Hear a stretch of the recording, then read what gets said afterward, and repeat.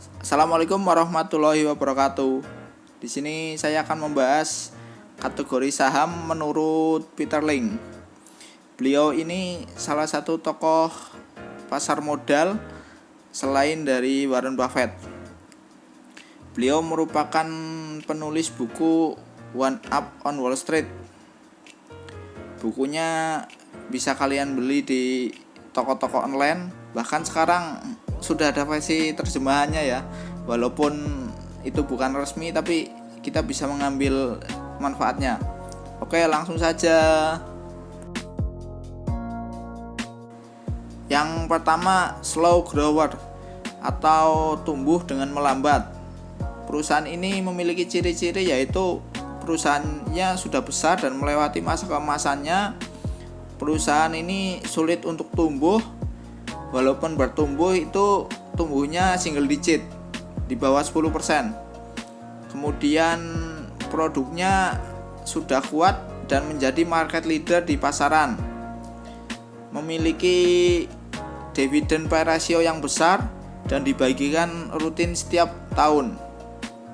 Bila kita investasi di perusahaan seperti ini, maka imbal hasil investasinya kecil dibandingkan kategori yang lainnya. Contoh perusahaan slow grower ini biasanya itu ada di LQ45 ya, atau blue chip kalau di pasar saham kita, seperti Unilever dan HMSP. Yang kedua, stalwart.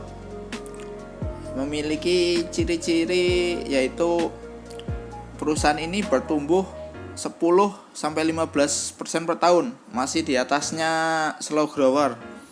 Kemudian memberikan dividen bertumbuh. Jika kita membeli ketika saham itu undervalue, maka akan menghasilkan return hingga 50% dalam 1 tahun. Ya, resikonya memiliki resiko yang moderat karena bisnisnya ini sudah matang dan tumbuh konsisten. Kalau di Bursa Efek Indonesia ini seperti BBRI dan BBCA. Yang ketiga, fast grower atau perusahaan yang tumbuh dengan cepat. Memiliki ciri-ciri yaitu perusahaan ini tumbuhnya sangat cepat, lebih dari 20% per tahun. Biasanya merupakan perusahaan kecil atau perusahaan besar dengan industri yang saat itu berkembang pesat. Perusahaan ini merupakan calon-calon 10 bagger dalam beberapa tahun ke depan. Biasanya dihargai dengan PER mahal.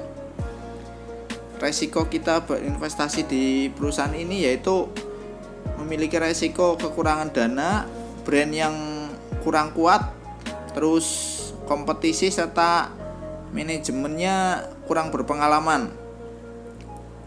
Kalau di Bursa Efek Indonesia, perusahaan yang seperti ini mungkin jarang ditemui. Kalau menurut analisa saya, Mayora dan Sido Muncul perusahaan yang paling cocok untuk masuk dalam kategori ini. Yang keempat, siklus. Perusahaan ini memiliki ciri-ciri yaitu ketika kinerjanya bertumbuh, kemudian menurun tiba-tiba hingga ke arah negatif, atau sebaliknya ya. Keadaan ini berlangsung berulang-ulang. Bisa setiap 3 tahun sekali atau 5 tahun sekali. Perusahaan ini sangat bergantung kondisi ekonomi, terutama makroekonomi ya. Untuk berinvestasi pada saham siklikal itu kita harus berperilaku kontrarian. Dalam artian gini mas, ketika saham itu kinerjanya buruk, di saat itulah kita beli. Kemudian saat kinerja perusahaan itu bagus, di saat itulah kita menjualnya. Perusahaan komoditas biasanya masuk dalam siklikal. Beberapa perusahaan di Bursa Efek Indonesia menurut saya paling banyak yang memiliki karakter siklikal ini. Di antaranya perusahaan-perusahaan batubara ya, seperti ITMG, Adaro, PTBA. Yang kelima, turnaround, berbalik arah. Perusahaan yang berubah fundamental buruk menjadi fundamental bagus. Ini bisa dikatakan seperti perusahaan itu yang akan bangkrut tiba-tiba bisa berbalik arah menjadi menghasilkan laba, terus memiliki resiko yang sangat besar jika kita salah menganalisa ya, bisa berbalik fundamentalnya yang menyebabkan kebangkrutan. Jika analisa kita benar, returnnya melebihi saham fast grower, termasuk dalam kategori very high risk dan very high return. Saham ini merupakan favorit saya karena bisa menghasilkan multi bagger dalam waktu yang singkat.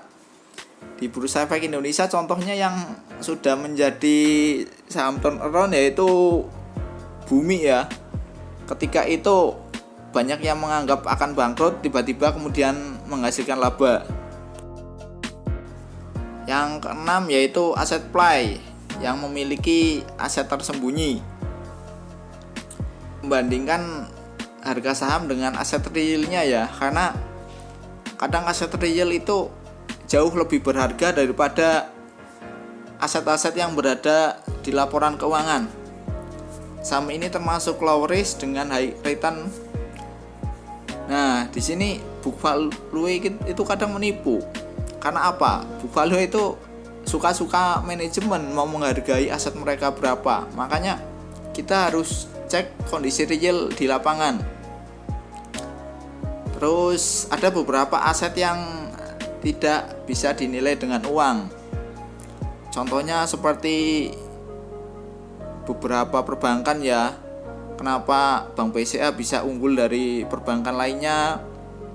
Kemudian jaringan gas yang tidak bisa dimiliki oleh para pesaing mereka. Menurut saya, contoh beberapa perusahaan yang memiliki aset play yang tersembunyi yaitu SSIA dan LPCK.